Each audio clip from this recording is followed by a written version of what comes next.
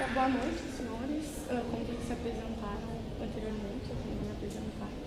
Meu nome é Alessandra Maria Soline Mãe e eu sou a primeira prenda juvenil da 9ª Região Tradicionalista.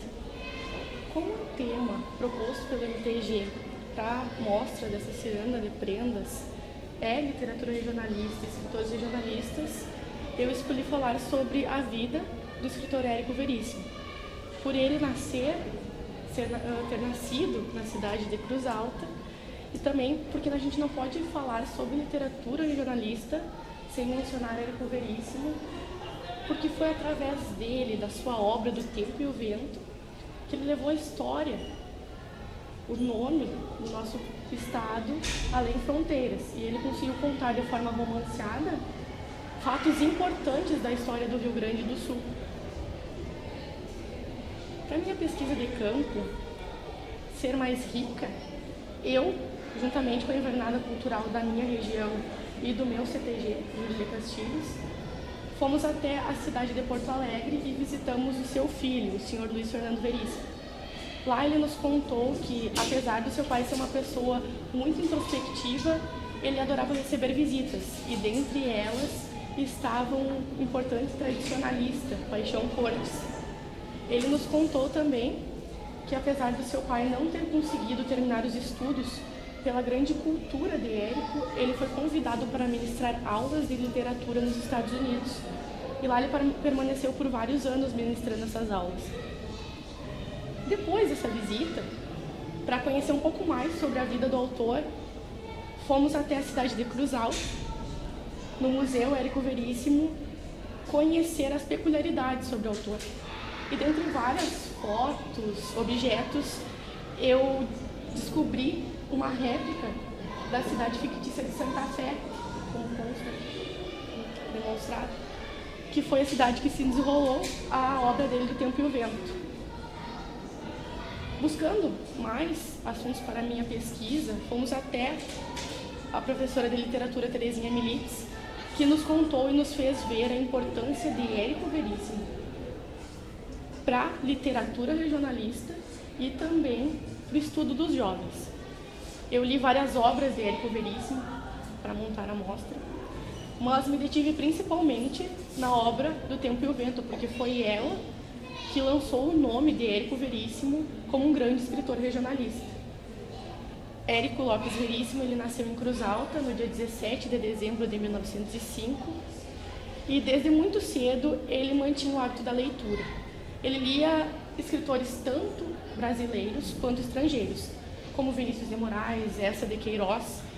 São livros que tinha na biblioteca de seu pai, mas que não eram muito utilizados na época. Com 15 anos, ele se mudou para Porto Alegre para estudar, mas devido à separação dos seus pais, ele teve que voltar para Cruz Alta, trabalhar como balconista no armazém de seu tio, e foi nessa época que ele começou a escrever escondido os seus primeiros textos. Um pouco tempo depois, Manolito de Ornelas, que era amigo e colega de Érico Veríssimo, conseguiu vencer a resistência dele e mandou para a editora da revista do Globo 2 dos seus contos, que foi O Ladrão de Gado e A Tragédia de um Homem Gordo. Mas somente depois, com a publicação do seu conto A Varinha Mágica, no jornal Correio do Povo, é que ele ganhou notoriedade na literatura gaúcha. Érico Veríssimo, durante toda a sua vida, ganhou diversos prêmios. E em 1968, a casa onde ele nasceu, em Cruz Alta, virou a Museu Casa de Érico Veríssimo. Érico se casou com a senhora Mafalda Volpe, e da união nasceram seus 2 filhos, a Clarice e o Luiz Fernando, que seguiu o exemplo do pai, virando escritor. Érico, em 1975, faleceu subitamente, e ele deixou 35 obras publicadas. E também, dentre elas, o seu livro de memórias, O Solo de Clarineta, que ele deixou inacabado. E mais um romance que se chamaria A Hora do Sétimo Anjo. Érico Veríssimo, ele se intitulava como contador de histórias. Ele dizia que ele não queria escrever um livro da vida como ela é, mas ele gostaria de escrever um livro da vida como ele gostaria que ela fosse. Um livro para a gente pegar, ler e fugir da realidade. E foi a partir daí que ele começou a escrever O Tempo e o Vento. Ele escreveu O Tempo e o Vento porque ele achava que devia ao Rio Grande do Sul um romance sobre a sua história, sobre a sua terra e sobre a sua gente. O Tempo e o Vento é dividido em 3 partes, que é o continente, que tem 2 volumes, o retrato com 2 volumes e o arquipélago com 3, como aqui demonstrado. Dentre eles, segundo o próprio Érico Veríssimo, o mais importante deles é o continente 1. Tanto que os seus 2 personagens mais marcantes, que é o Capitão Rodrigo e a Ana Terra, têm capítulos específicos. O Capitão Rodrigo retratava o herói dos Pampas, mas um homem em carne e osso. Um homem com as suas qualidades e com seus defeitos. Era uma figura alta, com olhos vivos e que sempre tinha um violão a tiracolo, que causava estranheza no vilarejo de Santa Fé. E a Ana Terra, uma mulher silenciosa, que retratava a mulher gaúcha, com sua fragilidade e ao mesmo tempo com a sua força. Ao desenrolar do livro, ela mostrou amor e valentia pelos seus. O Tempo e o Vento retratou no início da sua obra as missões jesuíticas, que se desenrolou a história na cidade fictícia de Santa Fé, que Ana Terra ajudou a povoar, e a cidade retratava a interiorana Cruz Alta, segundo o próprio Érico Veríssimo. O Tempo e o Vento é uma obra tão importante, não só no Rio Grande do Sul, mas nacionalmente, que até os dias de hoje ela é indicada para o vestibular. E também ela se tornou minissérie, se tornou filme. O filme, ano passado, que estreou no dia 20 de setembro, em homenagem ao Dia do Gaúcho. Érico Veríssimo, com toda certeza, deixou um legado muito grande dentro da literatura regionalista. E com essa certeza, eu encerro a minha mostra folclórica. Com certeza teria muitas outras coisas para falar de Érico Veríssimo, pois é um grande escritor.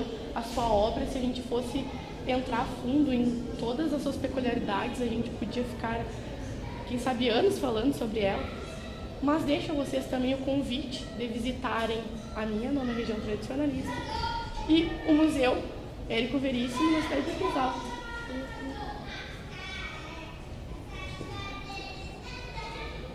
E se os senhores tiverem alguma dúvida,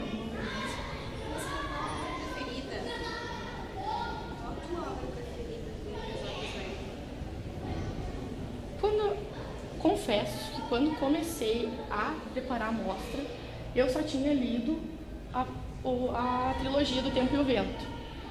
E mais a fundo, mais várias vezes, eu li O Continente, por causa que eu prestei o vestibular.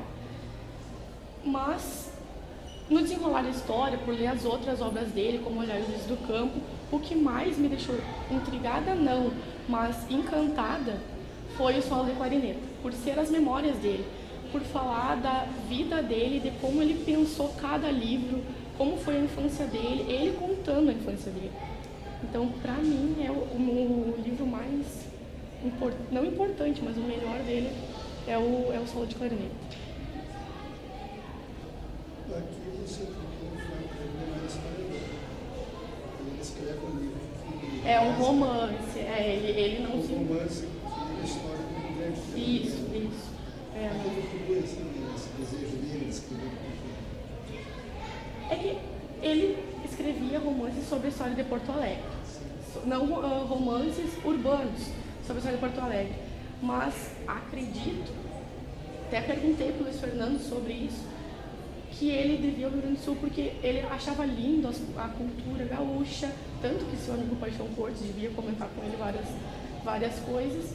Então eu acho que devido ao amor que ele também tinha para o Rio Grande do Sul, a terra dele, e quando ele foi morar para os Estados Unidos sentia saudade do pago dele, acredito que foi por isso. Muito obrigada.